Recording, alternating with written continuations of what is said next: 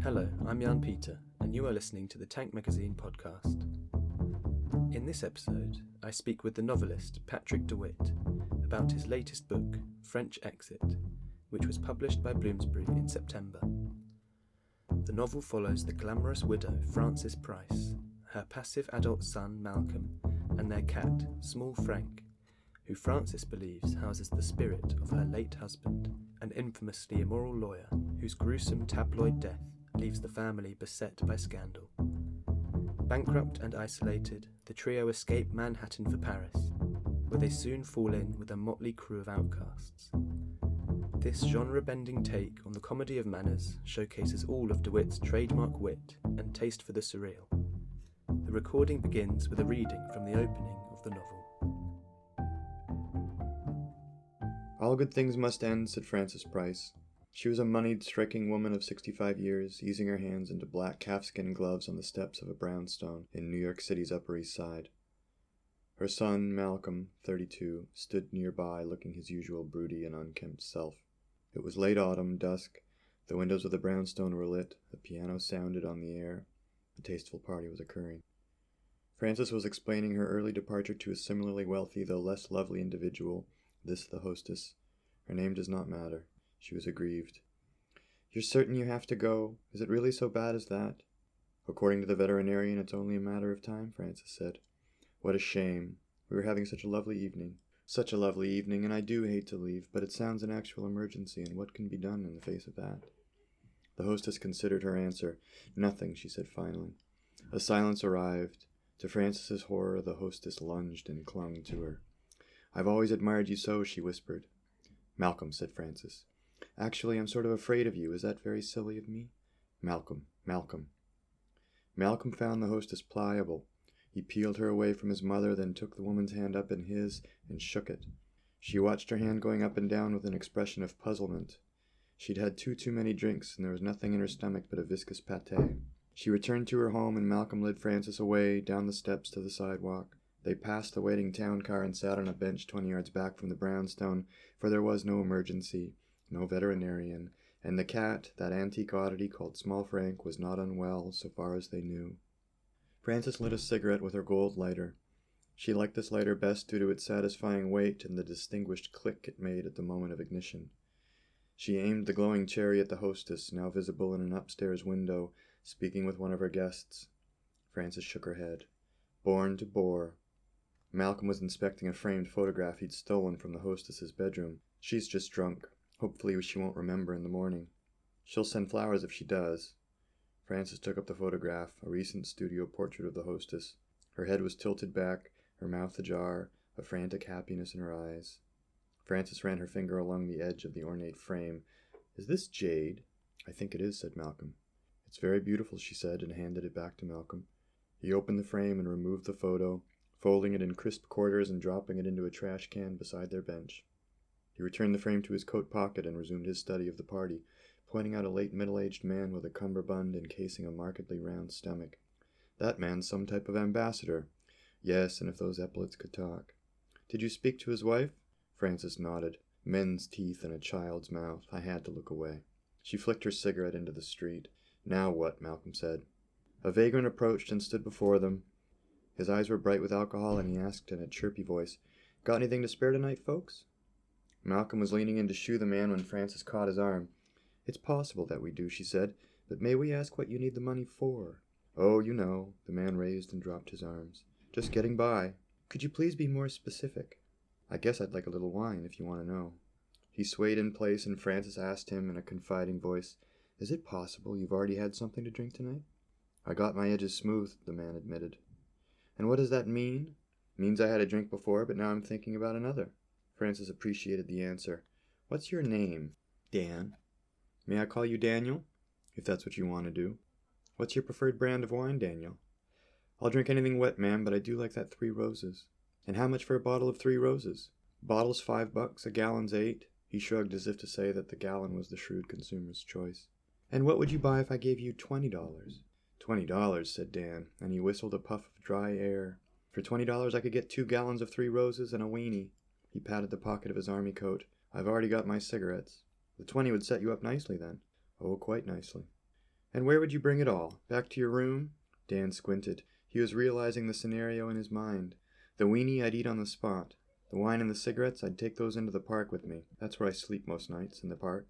Where in the park? Under a bush. A particular bush? A bush is a bush in my experience. Frances smiled sweetly at Dan. All right, she said. So you'd lie under a bush in the park and you'd smoke your cigarettes and drink your red wine. Yeah. You'd look up at the stars. Why not? Frances said. Would you really drink both gallons in a night? Yes, I surely would. But wouldn't you feel awful in the morning? That's what mornings are for, ma'am. He'd spoken without comedic intent, and Frances thought that Dan's mornings were probably wretched beyond her comprehension. Sufficiently touched, she opened her clutch and fished out $20. Dan received the bill, shuddered from skull to toe, then walked off at an apparently painfully brisk pace. A beat cop approached, looking after Dan with malice. That guy wasn't bothering you two, I hope. Who, Daniel? Said Frances. Not at all. He's a friend of ours. It seemed like he was putting the bite on you. Frances stared icily. Actually, I was paying him back. I should have paid him back a long time ago, but Dan's been very patient with me. I thank God for the fact of a man like him. Not that it's any of your business. She held up the lighter and lit it. Click. The flame, stubby and blue-bottomed, was positioned between them as though defining a border. A sense of isolation came over the cop, and he wandered away, asking sorry, small questions to himself. Frances turned to Malcolm and clapped her hands together, communicating a job-is-done sentiment. They disliked policemen. Indeed, they disliked all figures of authority. It's a slightly strange time, maybe, to be writing about the super wealthy American Manhattan inhabitants in this sort of slightly sympathetic manner, maybe. What made you take on this? I said as much to my U.S. publisher when I submitted it, which is basically something along the lines of this is probably the worst time to have told a sympathetic story of the wealthy. I wasn't doing it to be difficult or contentious or contrary or anything. It just came down to my discovery of these characters at this point in time. It's not really a commentary on anything so much as a character study, which I think you can say the same about all my books. I came to know Malcolm and Frances and just spending time with them and sort of fleshing out their personalities and foibles and points of view, and I think I'd had it in my mind that Frances would be a secondary character in some other larger story, but I liked her so much that she became the star of the show, and I guess I felt somewhat stuck with them in a way. I've learned that you don't really have that much say in terms of the stories that you tell. Of course, I could have elected not to tell this story, but that wouldn't have made sense because I was enamored of Frances and Malcolm from the moment they arrived, so I felt a compulsion to write this book. But I was cognizant of the fact that it is not, I suppose, the wisest time to tell this story. But what can I do? Yeah, if you stumbled across Frances, her entire character is to be the star of the show. I think so, yeah. Sort of her defining characteristic is her charm and charisma. And cruel wit. Yeah, she's a vicious one. And I love that line of a man's teeth in a child's mouth. Yeah, brutal. She's a brutal person, but I think that she's not a bad person, and I don't think she's... there's some malice there, and that she has a lot of contempt for humanity, but I don't know. There's something fair about her, too, in some way. I don't know. I think that we all have someone like Frances inside of our psyche somewhere, somebody who tells the difficult truths, and it's somebody who rarely bubbles up for me in my real life. So it was fun to sort of give her free rein. There is a sense of satire going through the book, obviously. Did you start at all thinking about that, or was it purely the characters? Yeah, I don't know that I was trying to necessarily, again, address anything or to comment on any particular way to live. I don't think that there's really a right or a wrong way. I did have the sort of traditional comedy of manners in mind, which is typically a satirical setting. Oftentimes the characters are lampooned or mocked, and I feel I engage in that to a degree, but it is always with, I think, some affection and at least a suggestion of respect. But from the outset, it wanted to be a somewhat ridiculous and, farcical or satirical story. Sort of narrative arc is Frances trying to spend all the money and get rid of it, which leads them to Paris. Yeah, I like the idea of Paris as a backdrop, not for something positive, which it typically is. It's such a romanticized location, and I like the idea of these people arriving in Paris and their de-evolution occurring in this place where typically you see people lifted up and celebrated in some way. The prices sort of go down the tubes in Paris. In the way you often work against genre, that's what's happening here with Comedy of Manners. Yeah. It's that kind of same thing happening with Paris almost. Yeah. There's so many cliches. I think in all my books, I approach something that we've seen so many times, and then I attempt at least to make it sort of my own or to make it new in some way. Sometimes I'll give my characters something to say to sort of defend me or to defend my aim or just to let the reader know that I know what's going on. And here we have a section where Frances is walking through Paris with her lone friend, Joan. And Frances has discussed possibly killing herself with Joan, and Joan is frustrated by this. And so here Joan is acting sort of moody, and Frances asked her what was the matter, and after a stuttering start, Joan expressed contempt for the suicide note. The idea of suicide from a woman such as Frances, the cliché of someone so bright and promising killing herself once the glamour has passed. And then Frances replies, well, for one, that's an extremely shitty thing to say to me. 2, the glamour passed a long time ago, and you know very well that it did. And 3, yes, my life is riddled by clichés. But do you know what a cliché is? It's a story so fine and thrilling that it's grown old in its hopeful retelling. Joan couldn't help but smile at this. People tell it, said Frances. Not so many live it.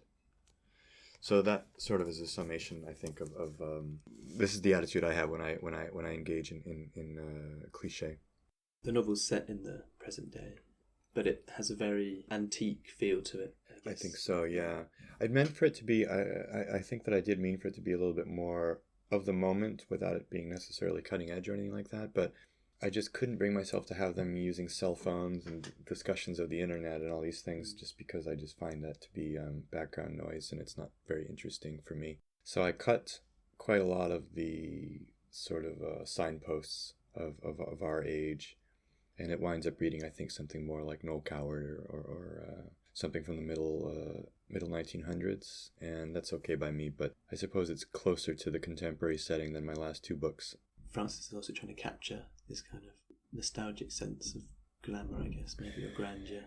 Yeah, and it's a world that doesn't really seem to exist quite so much anymore. I think internet fame is different than magazine fame, or television fame is different than the way glamour used to be represented and the way that it's represented now. It seems a bit more garish now. Maybe it always seemed that way, but at least as somebody who's in this current moment looking back, it seemed that there was some element of magic that's gone out. You mentioned Noel Coward in your last book, Under Major Domo Minor. Yeah. There's that bit at the end where you kind of literally cite influences. Oh yeah, Calvino and Roald Dahl is a real mix. I was wondering, how you approach the influences with this book. Yeah. Well, I had 3 artists in mind.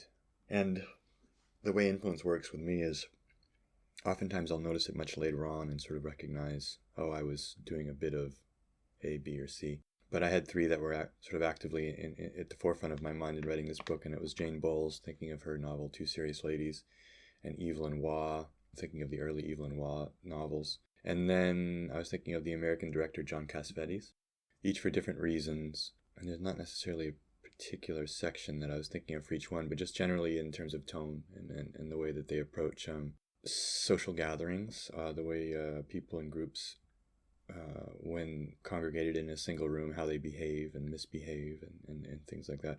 There's a specific set of rules with Bowles and Waugh and Cassavetes, and I just find each of these artists to be masters at dissection of human behaviors, especially in groups, particularly in the realm of the party, where alcohol is involved. Going back to sort of working against the cliché, there's also the sort of American in Paris tradition.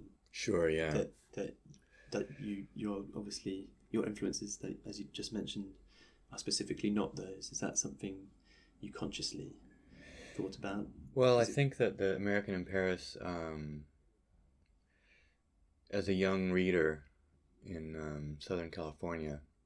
I grew up in a house where there was no shortage of F. Scott Fitzgerald books and Hemingway books and things like that. And so I got into it because it's all good stuff, but I also pretty early on stepped away from it because it seemed to be something that I had burned through, but then didn't really necessarily need or use after.